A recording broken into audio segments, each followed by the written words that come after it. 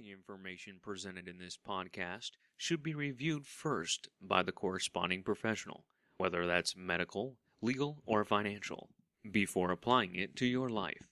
Do you compete in bodybuilding, physique, or bikini and are not yet sponsored? The Union of Muscle can help with our union-sponsored competitor fund.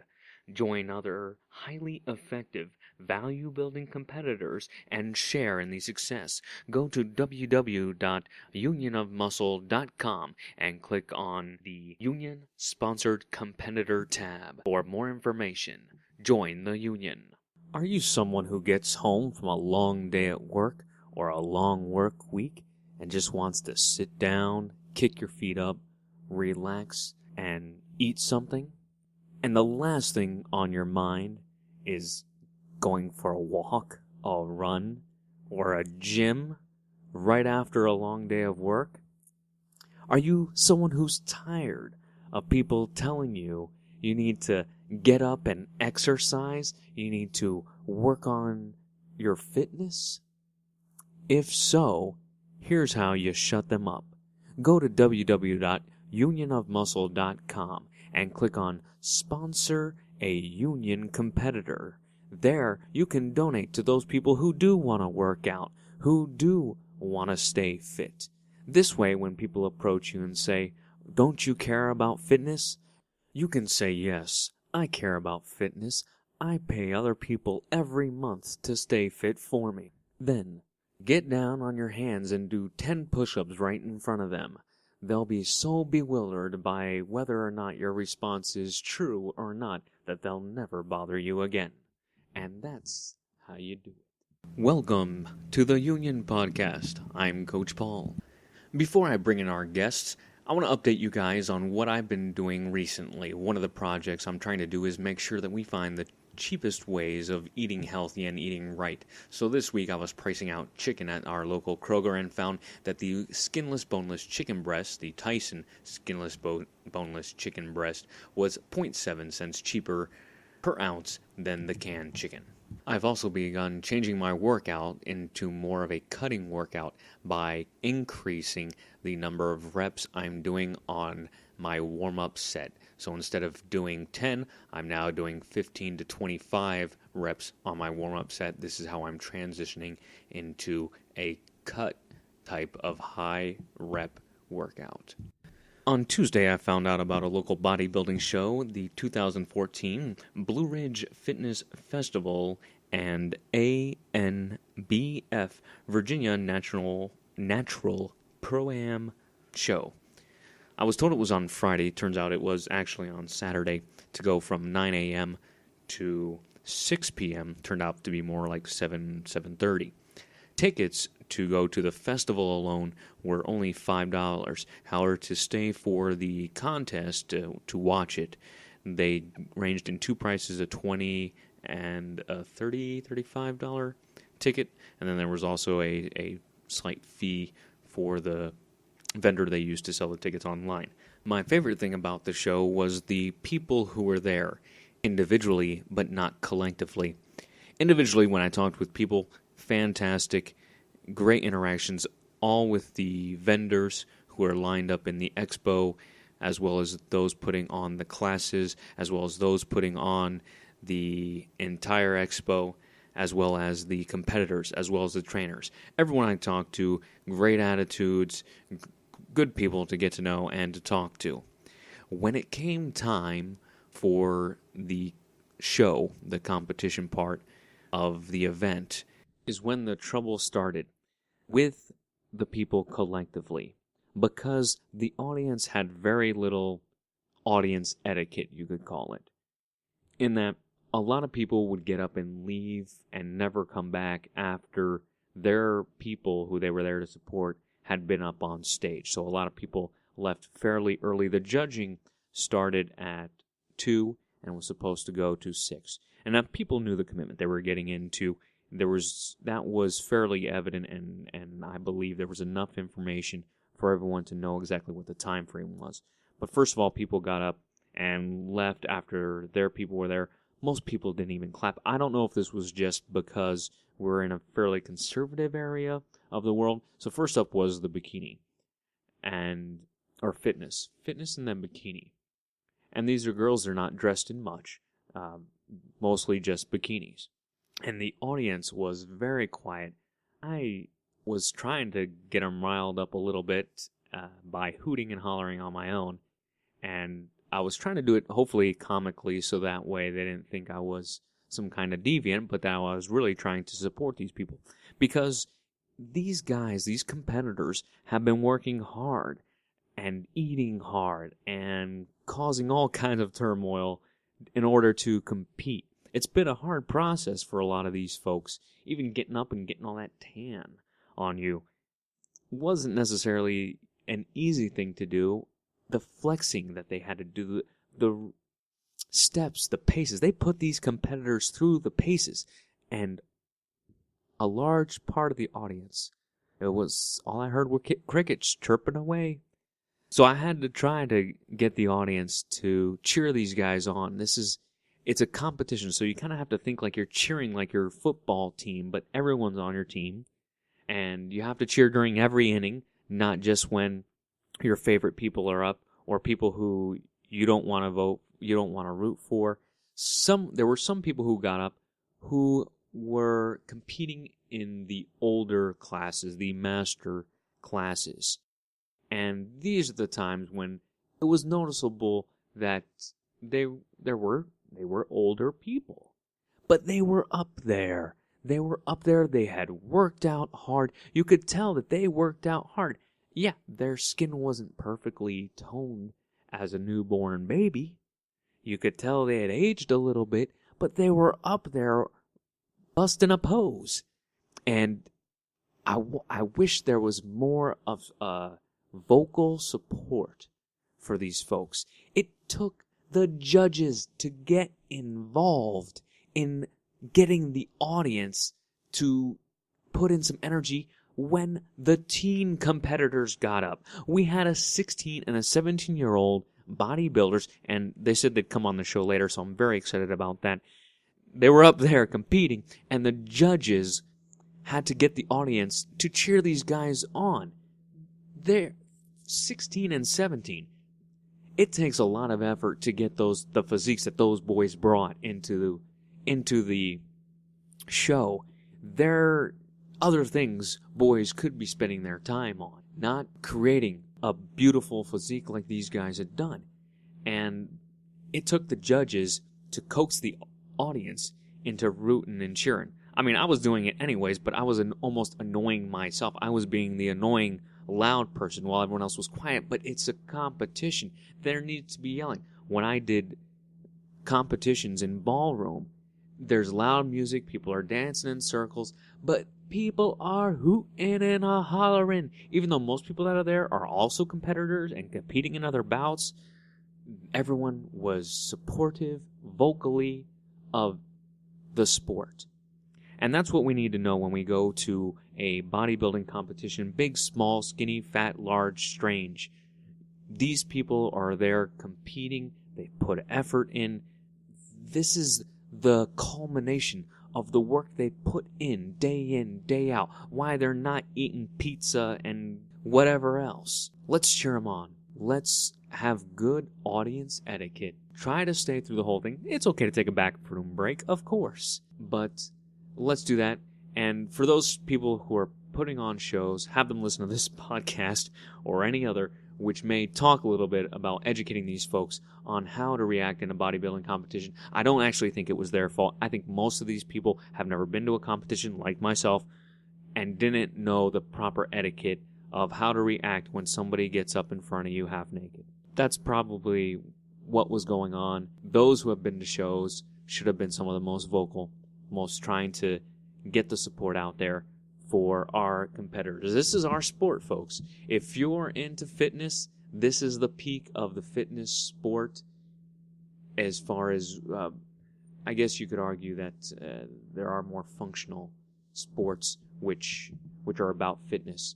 But you don't have to be on a team. You can be any age, teenagers all the way up to the senior golden citizens. that's my quick report on it. We hopefully are going to have a lot of people on the show. I even brought up flyers, but I forgot to distribute them. But I did give out a lot of cards about the podcast. We're going to get a lot of great people, competitors on the show, talk about competing, maybe some coaches, some other people who were there at the expo, and talking about different things you can do to get the physique you're looking for, whether you're trying to lose weight, put on muscle, or just feel beautiful in your own mind. Thanks for listening, all you fitness freaks, geeks, and athletes. Now here come our guests. Welcome. My guests today are Miss Angelica and Katrina to talk about alternatives in modern healthcare. Mr. Brian Dunning from Skeptoid will join us in about a month. In that episode, Mr. Brian Dunning will present us with tools that we can use to analyze arguments more skeptically. However, in this episode, we'll allow our guests to present their side. So sit back, relax, and see how these ideas might be applied in your life. So, Miss Angelica, would you please introduce yourself to all our fitness freaks, geeks, and athletes? Hello, I'm Miss Angelica is my branding name, the name that I use for my business, you could say. All right. I work as an optimal health coach, and I integrate a mind, body, spirit approach. And I also am an alternative model, and that crosses over with some of my branding as well. I'm a little bit more outside of the box when it comes to branding myself as a holistic practitioner.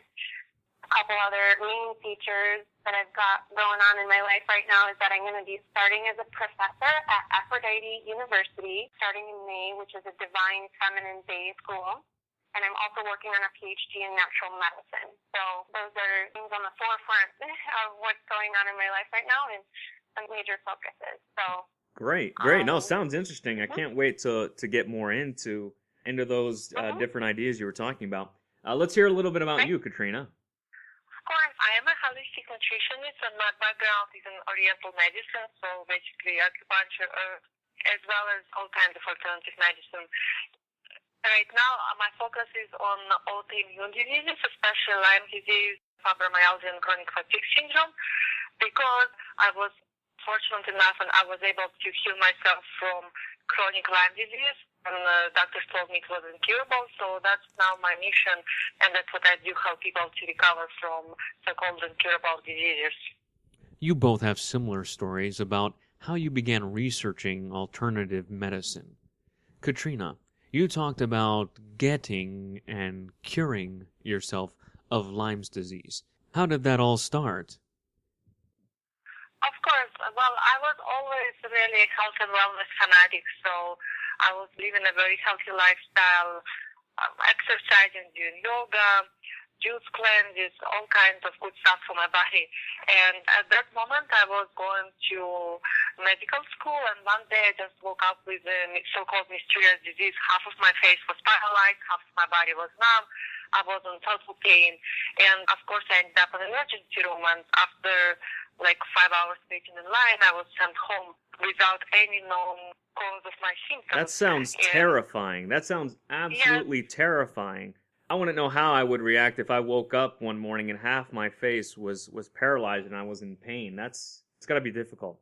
Yeah, and so the doctors had no answers, and then I went from a doctor to doctor. I was knocking every single door, and they told me nothing was wrong with me. It was all in my head, that I was fabricating stuff. They told me I was fabricating stuff to get attention, to escape school or job. But when half your face is paralyzed, isn't that kind of noticeable? I mean, how do you... The thing is, because Western medicine had no answers, I actually went to Canada, Montreal, because Canada has no FDA restrictions on alternative medicine. So I found a healer in Canada that was practicing hardcore traditional Chinese medicine. And for 2 weeks I was there, and I was undergoing all kinds of Chinese torture, what I call. And in 2 weeks my face became normal, but everything else I had all other symptoms, so just my face was normal. So I looked totally normal, but I wasn't constant pain, and I had brain fog and fatigue. I had to sleep and stay in bed like for 16 hours a day, and besides physical pain, I developed cognitive problems, like I was not able to recall my own phone number, or I would forget where I parked my car 5 minutes ago, and according to the doctors, it was still all in my head.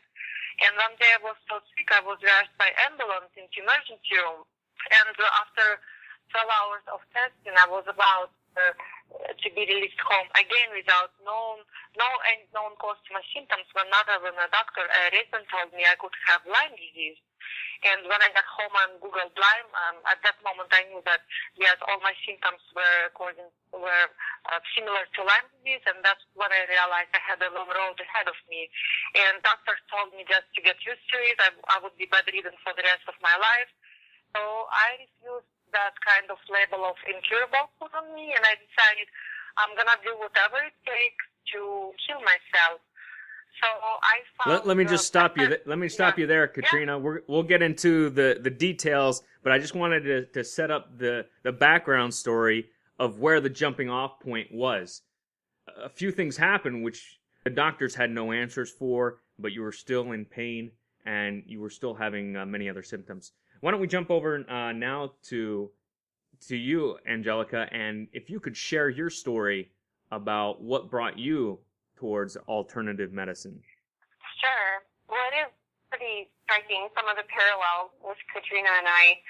But one of the things that I had struggled with before my neck got injured, which that's what happened in my situation, I had been struggling with fatigue basically for most of my life. And then when the injury happened, I dealt with 6 years of chronic pain from the spinal injury, and it just kind of, being in chronic pain has this wearing effect. It can kind of wear on things if it's just like day in and day out and take a toll on the mind and take a toll on the body. And so there was points after my neck got injured too that I was in bed on my back for just days and weeks and months collectively from flare-ups. But did you say how your neck got injured? Yes, within 1 year, my neck actually got injured in 3 different times. It's wow. It's kind of a weird story, but ultimately I got hurt by a chiropractor, and it damaged up high C2, C3, so it affected my right arm. I'm right-handed, and that ended my full-time massage practice, and I was studying an alternative medicine program in Minnesota, so it ended my training there. I made it 2 years to a 4-year program. I went through a lot of loss, and around that time that loss happened is when I started getting into modeling, because my whole world kind of turned upside down, and modeling was something that I could do. Even though sometimes I would be hurting when I'd be modeling, like wearing heels, I was in pain, but it was a blend with me of a lot of the chronic fatigue symptoms and chronic pain and inflammation. So I've tried numerous things, went to medical doctors, and unfortunately, I wouldn't say that it was as blatant as Katrina's story where they just didn't believe me, but I kind of got that feeling where sometimes I'm a sensitive person, and I feel like they didn't really know what to do with me or how to help me heal. So it's kind of easy for doctors to be like, oh, well, it's in your head somehow, and that can be really frustrating because that's not an accurate diagnosis. It wasn't an accurate diagnosis, even though highly sensitive people can have more sensitive nervous systems, which can mean that mind-body connection is strongly linked. So I don't deny that, and I don't deny that about myself. I know that about me. So I went through a lot of transition and change, and actually just in the past, year and a half, because I had plateaued for about 6 years, like Katrina's story, I was super into health before I got injured. I was in my fitness peak for my body from head to toe. I had done the hot yoga for 3 years straight. I was preparing to compete in the California competition. I was just in great shape and super health conscious, and then I got injured, and that ended a lot of my physicality. I love dance, I love yoga. And so I just continued to seek answers, books, and anything I could learn from, and practitioners and healers, and I was just trying to seek out everything I could. And then in the past year and a half or so, I really found something that upgraded my health significantly, my energy level. Like, I used to have to sleep during my day every day just as part of functionality. I don't do that at all anymore. My chronic fatigue is just absolutely gone. My focus, energy level, pain levels down, Okay. to my health. Well, yeah. Great. I'm glad you both found ways to overcome, and we'll get into those in just a moment. But first, let me tell you a quick story. You know, this whole idea of something being in your head, I don't think we should downplay that at all. But if we go around the world, if some of you have traveled, you know that there's different income levels throughout the world, and because of different social and economic structures, people have different worries. Whereas in first world countries, someone might be worried about their cell phone reception. In second or third world country, there may be people who are just worried about whether they're going to eat that week.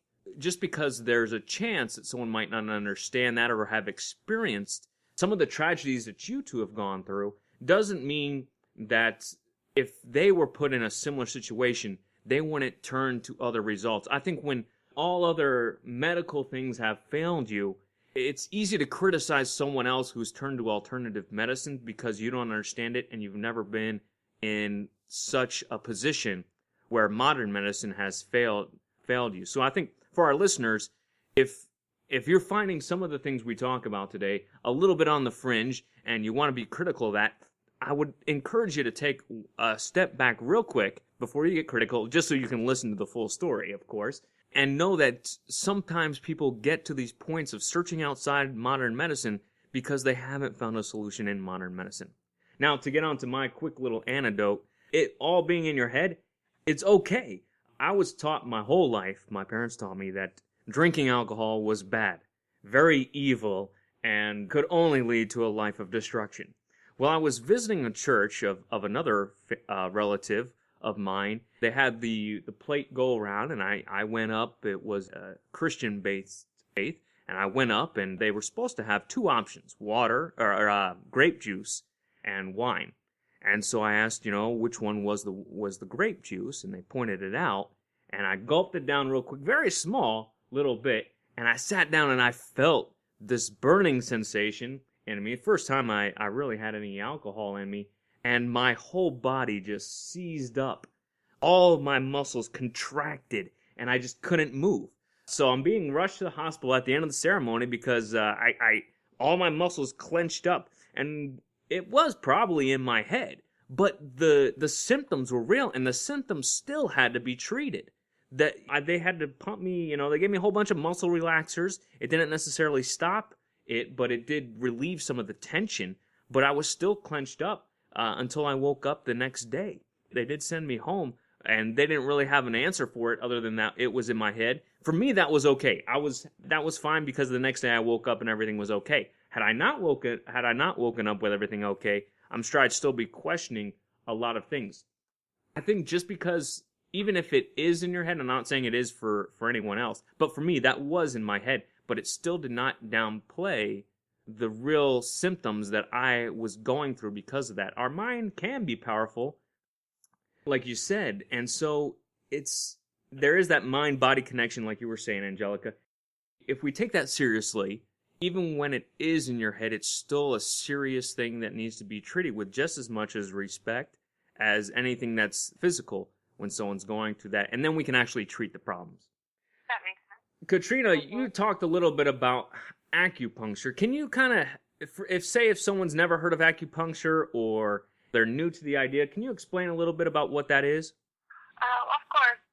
I just also want to mention, Yes. even though my background is in Oriental medicine and I went to school for acupuncture, I believe in a holistic approach. So, if I say right now all the benefits of acupuncture, how great it is, and actually in China, it's traditional medicine. It's the main medicine they use in hospitals.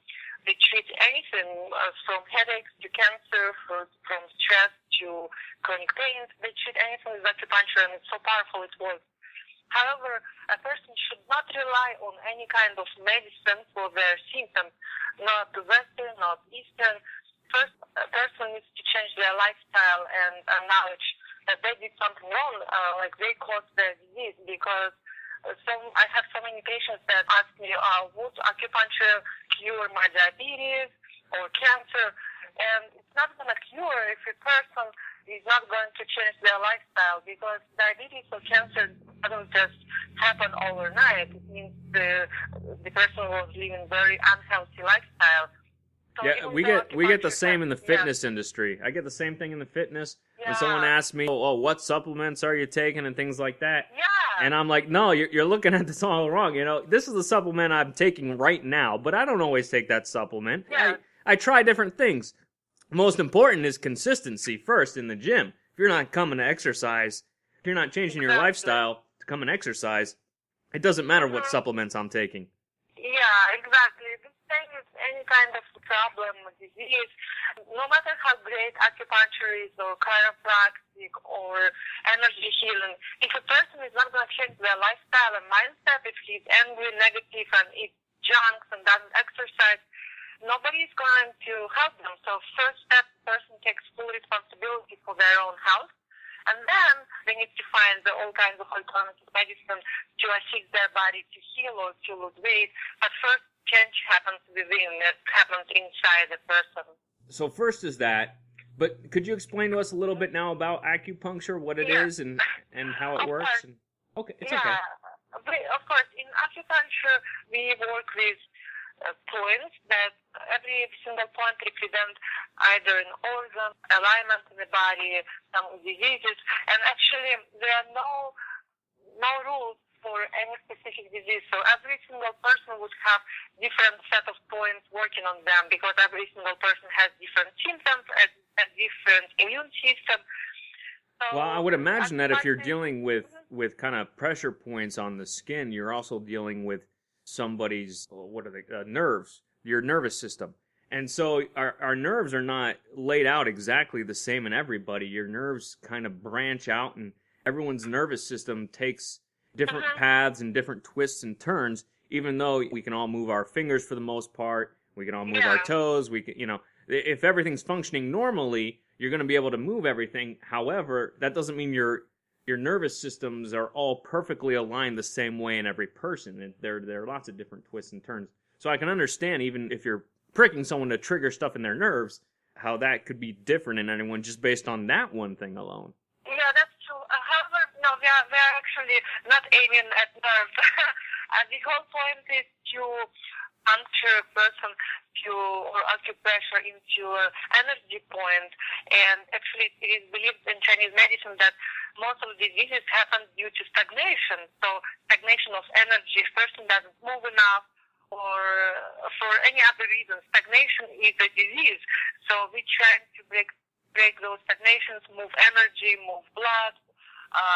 So just create some kind of movement in a system, so it carries away all kinds of ailments and heals the person. So if I'm working out a lot, really heavy, does that mean I'm kind of practicing acupuncture too?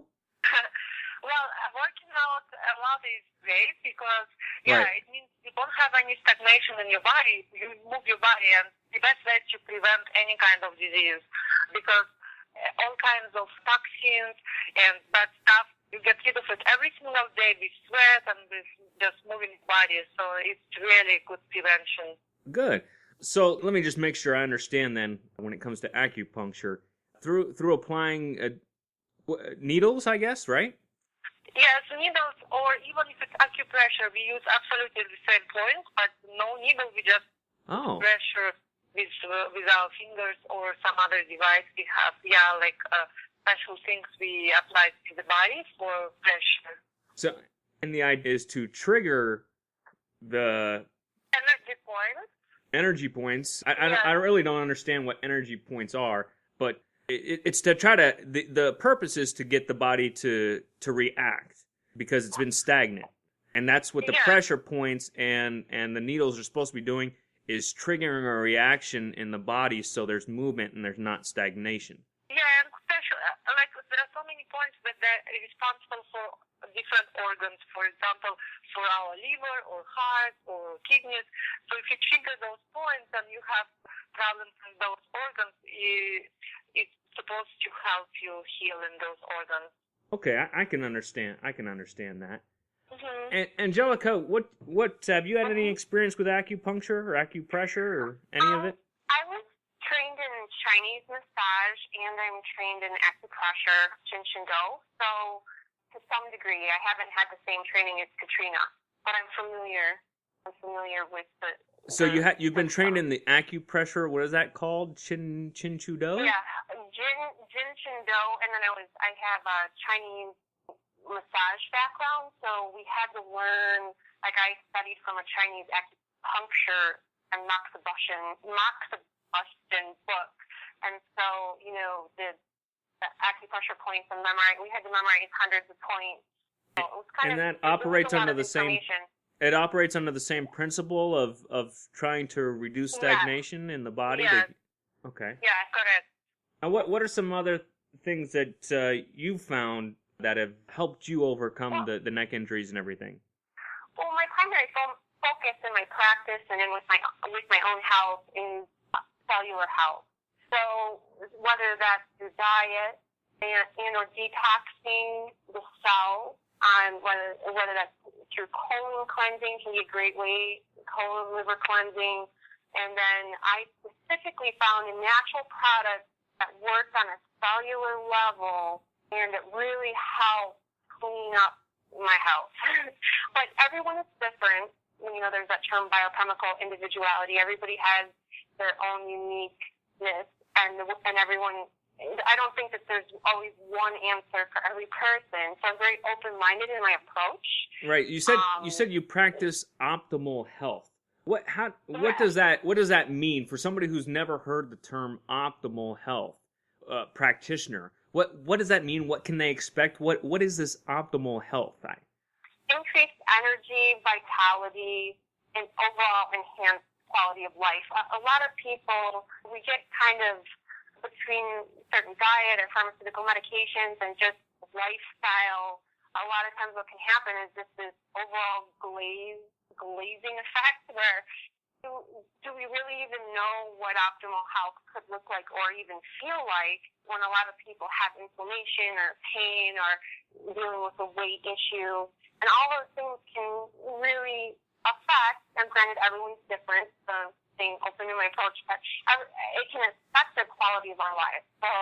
Okay, so when being an optimal health practitioner doesn't mean that you're practicing certain techniques per se. It's not that if I go to one optimal health person, they have the exact same regimen as you would, but it's more of a practice in that you're practicing with yourself and with the other people about how to find the best way to give them the healthiest life. Yes, and I started my training in alternative medicine and holistic health 17 years ago. So I've been working on certification after certification, and then I decided the PhD, striving towards that goal, would be a good fit for me because I continue to learn. So in answer to your question, yes, I'm open-minded in my approach. It's kind of like tools in my toolbox, and I'll align my client if you're asking specific questions, and might bring up a product or an approach, and depending on their lifestyle or their view, it might not work, or something might resonate more. And so I try to be flexible. It seems to work out well, being more flexible, and I'm totally fine with that. There's no need to be specifically rigid in any one view. So that's my approach. So I'm a certified coach. I have these other certifications that I bring in to support my client when it's necessary to bring out. Because when people hire me, for example, they're hiring me for the result, weight loss, less pain, more energy. They're not hiring me because I have these certifications. They're not hiring me necessarily to even hear what I have to say. Their initial intention in hiring me is to getting those results of a higher quality of life. And that's why I'm here. And I work with a mind, body, spirit approach. So I'm really working on multiple levels. It's not just mind. Like you said, Paul, and I completely agree. The mind is extremely powerful. Extremely powerful. I think a lot more powerful than we ever would guess sometimes. Well, even when us buff dudes are working out in the gym, sometimes it's not so much what weight. There's some exercises where I tell myself that it's actually 20 pounds lighter because my muscles can't read. I can read, but my muscles can't. So if I want to lift something that's say 80 pounds, sometimes I like to tell myself it's only 60 pounds. And it's a lot easier somehow just trying to tell myself that, even though I know it's not true, but I try to tell myself that anyways, and sometimes trying to think that it's lighter than what it is gets me through more repetitions. So even in the gym, for our fitness freaks and geeks who are listening in, that mind over matter, we do that a lot in the gym. We do. Katrina, now you said there were other things you focused on besides just the acupuncture and acupressure? Yeah, actually, I don't even focus on acupuncture, as I mentioned. I believe first step is mindset. So, yeah, mind is so powerful again. It's all in the head. So a person needs to make a decision and take a full responsibility for their obesity or for their health issues, for whatever the person takes full responsibility, and then we create an action plan how we're going to restore somebody's health. And it involves so many lifestyle changes that acupuncture or herbs or any other supplements. It's like the last step. It will never work if a person doesn't do the 10 steps before that. So we focus first on mindset and lifestyle changes. I really like that, Katrina. In life, it's easy to put the blame on somebody else. She did it, they did it, it's their fault. It's that car that cut me off, they made me late. And what that does is it reduces your own power, so to speak, or your own ability to make a change in your life. When you blame everybody else, you're basically taking away your ability to make things different because you're not giving yourself the power to change. If you look at it and you take responsibility, like you said, for your health, for the things in your life, then whether or not you actually do have full responsibility matters very little because you'll begin to think of the ways and look at the things you need to do to make things different in your life. Blaming others gives them power over you. If you want to be weak, if you want to keep your life in a state where you have no control and no ability, then keep blaming other people for what's going around you. Keep blaming the government, the doctors, whatever else. Keep blaming them and you'll find that you'll never be able to get out of the situation you're in. But if you can find a way to blame yourself, so to speak, or take responsibility, you take back the power. And guess what? Exactly. You can use this with other people. If somebody's blaming you, you can say thank you. Thank you for giving me all the power in this situation. I don't know if you realize that, but you just gave me all the power to make this right or wrong. So if you're blaming me, that means now I have the power to make this right, to fix the situation. So thank you for giving me the power to fix this. Very empowering. Yeah, that's so true. Angelica, you talked about this Aphrodite University. What is that? Aphrodite University is a divine feminine-based university, and there's a lot of different aspects or teachings that have been going on, and it's a relatively new started school that's based in California. So Amanda Noel is the dean of the school, and a lot of her teachings are centralized around integrating sensuality into your brand. So and I guess I know it's a marketing school? No, not necessarily all based on marketing, but it's a school to help women healers make six figures, to create ultimately empowered women that create blissnesses. So instead of a business, it's a blissness, for example. A blissness? A blissness. So bringing your bliss in your business and bringing your sensuality into the business, because that's actually an aspect of a cultural wound. So I'm kind of just explaining a basic understanding of the concept behind it, so not necessarily giving you my opinion here, just trying to explain the basis of the essence of the school.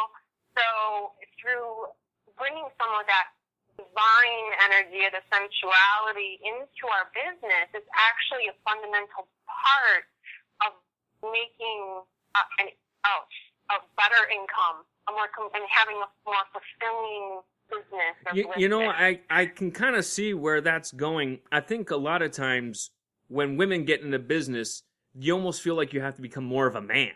You have to kind of think like a man and be like a man, and whatever the idea of being a man is. Sometimes I feel maybe women could be pressured into try and be more like a man in order to be successful in business. But I think what that might be doing, on maybe not classifying it as sensuality, but it's utilizing the success of that women have had in society throughout all the years and applying that in the business realm. You don't have to be like a man to have a successful business. You can exemplify the things that in the past women have exemplified to be successful in our world and apply that to business. I like that a lot, actually. I like that a lot. I don't know how I would apply sensuality as a man into my business. I'm not really sure how that would work for me, but maybe I don't have to. I don't know.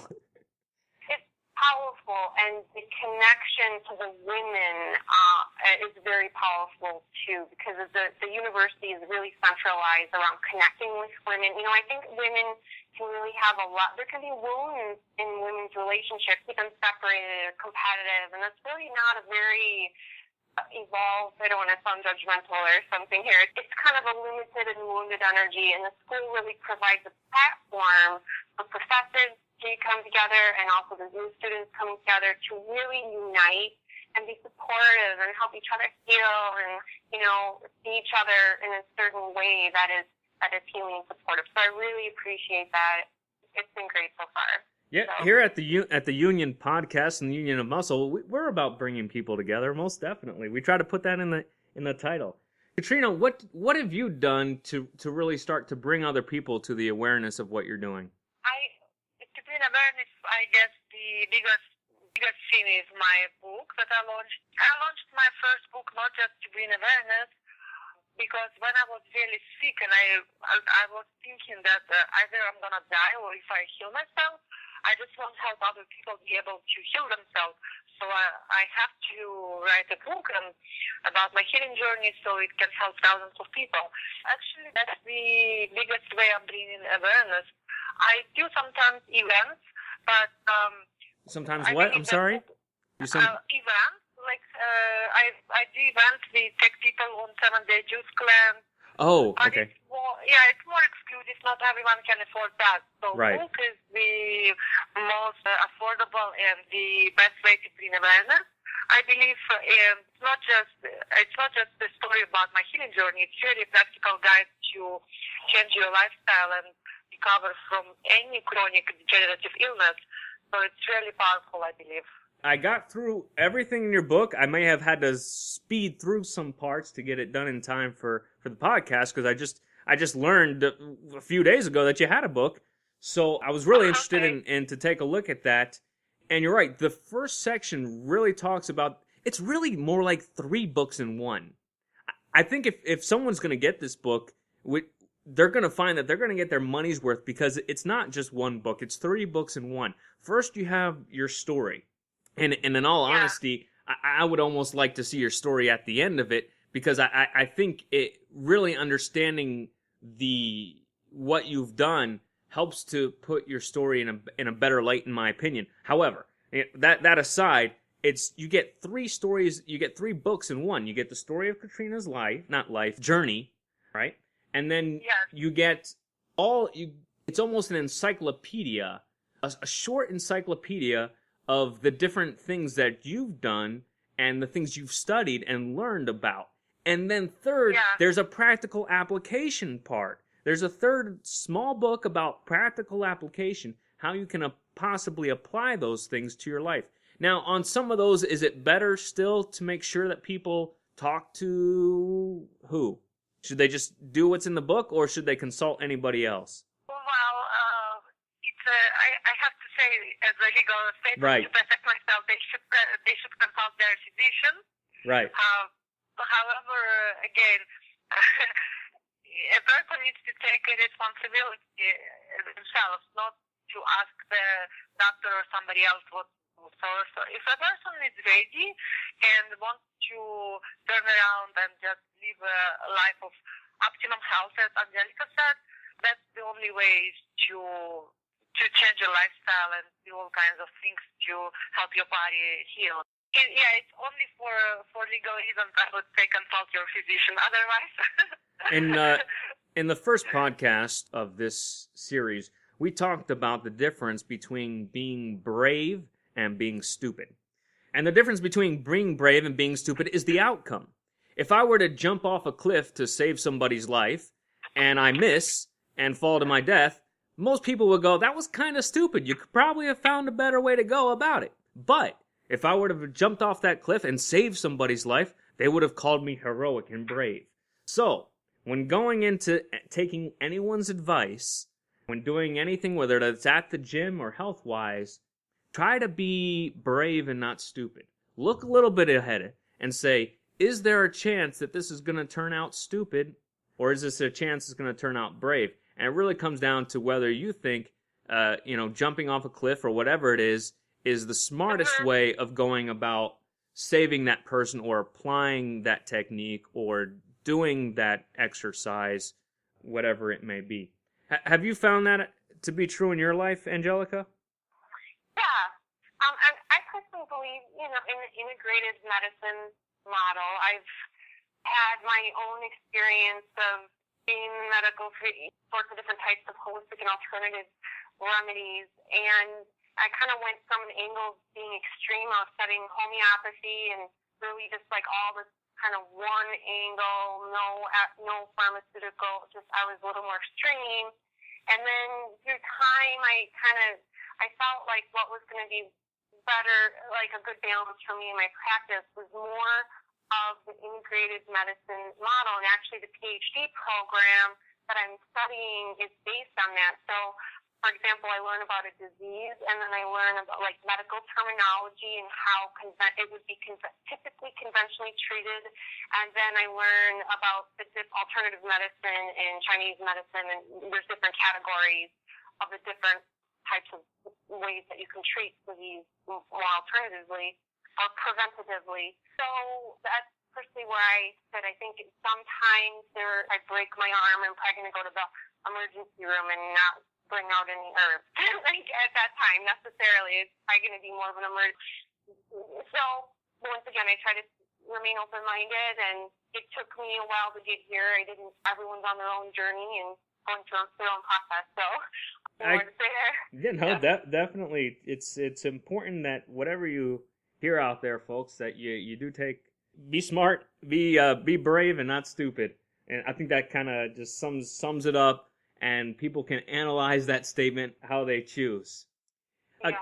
Katrina, now, yeah. You said that there's possibly another book in the works, is that right? No, it's already out. I have another book. It's more on success and mindset. That's what my other passion is, success and mindset. And actually, I transitioned in the past year or so to more... I'm taking more business branding approach because actually for that reason that so many people that contact me, I get hundreds of emails every single day, people asking me to help them recover from Lyme disease or chronic fatigue syndrome, and all of them are victims. Nobody talks that they're responsible for their problems. They just blame healthcare system, they just blame government, they blame their neighbors, they blame everybody. So I just got so tired of working with such people, and I decided, I can't change everyone.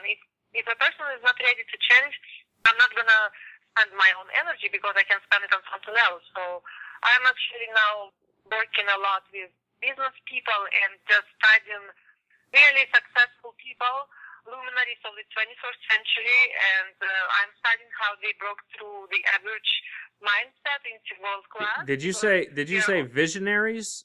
Luminaries. Luminaries. Okay. Yeah, okay. Because for a moment I thought you said Illuminatis, and. No, and okay. I believe we are all born with the same potential. We can accomplish anything we want in life. We can have optimum health. We can have the best body we can ever dream of. We can have all the wealth. It's just a matter of mindset, taking actions, and live a life of your dreams. So that's what my passion is, and that's what I study. And my second book is on mindset and success. Well, maybe we'll have to invite you back on the show and talk about that at some point when we have a show geared towards that. Angelica, what is it you're offering right now as far as help for people that they could possibly get in touch with you about? Well, on my website, I offer various services. I work in person and also work with people internationally. through Skype and other states. So there can be different formats and ways that we work together. But I primarily sell coaching packages. And I'm very much in agreement with Katrina. You have to attract the right kind of client that is going to be ready to apply themselves. Otherwise, it's not going to go anywhere. So that's primarily my coaching practice. It takes up a lot of my focus. And then the teaching and getting out there more, radio shows, podcasts, that type of thing is how I'm connecting more and expanding my business more. And what's the best way for people to reach you? Through my website or Facebook. My website is coachmissangelica.com. So MISS and then Angelica. It's not Angelina. For some reason, there's a handful of people that want to call me Angelina. But it's Coach Miss Angelica. And that's my website. Great. We'll have a link to that also in the notes of this show. So if you're going to theunionpodcast.com and go to this episode, which is episode 4, we're in episode 4, you'll see a picture of these two fine people along with the links that we've talked about.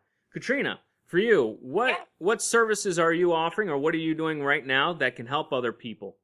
Oh, of course. So I work with very select people on health and wellness, only people that are ready to take actions. Otherwise, I don't even waste my time because I can make a living off that. So my main thing right now is I work with people on branding, book publishing. That's what my main business is.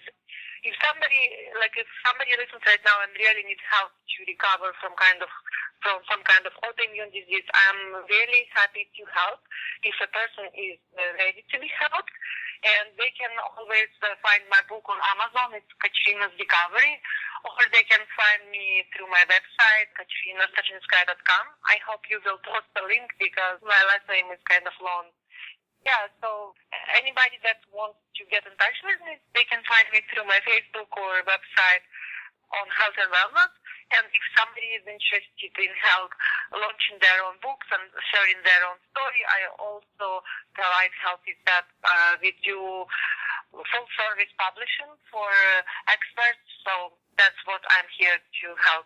I have your name here on my computer screen, and if I were to glance by it really quick, it almost looks like your last name is Stars in the Sky, but it's not. It is. A few more letters in there. So we'll definitely put a link in the show notes so that way our listeners can get a hold of you guys. I want to thank you both for taking the time. This is actually the first podcast we've done where we've had both guests on at the same time. Normally, we get a chance to really dive a lot deeper into each one of you and what you're doing. But I do want to thank you for coming on and kind of exposing people to these ideas. And thank you, listeners, for tuning in to this week's episode of the Union Podcast. Thank you. Thank you. Thank you for tuning in to this episode of the Union Podcast. Please stay tuned for a message from the Union. Congratulations, all you fitness freaks, geeks, and athletes. By listening to this entire podcast, you get a Union membership free. Simply go to www.unionofmuscle.com and click on the Union membership registration form. Now, as a member of the Union of Muscle, you get updates on this podcast, as well as the ability to earn points for staying fit. I call these points Fitcoin. You can earn Fitcoin by tracking your fitness, getting fitness certifications, participating in team events, or going on Union raids, and so much more. Track your success on the Union Leaderboard, where you can compete with other Union members, athletes, for top placement in a fearsome competition of fitness. Do you have a question or a comment regarding this episode, or a request for future episodes? Go to theunionpodcast.com and comment on this episode's forum or any other. Okay, all you beautiful fitness freaks, geeks, and athletes, don't forget to like us on Facebook, subscribe to this podcast on iTunes, sign up for free membership in the Union of Muscle, help our union-sponsored athletes by donating to their fund, and lift strong and prosper. Next week on the Union Podcast, Episode 5 is Fit Families. Susie Bell with her competing daughter, McKenna, and bodybuilding son Jordan will be on to talk about how fitness can keep families together and strong. Please join us for the Union Podcast next week. You have been listening to the Union Podcast. All rights are reserved by the content's creators.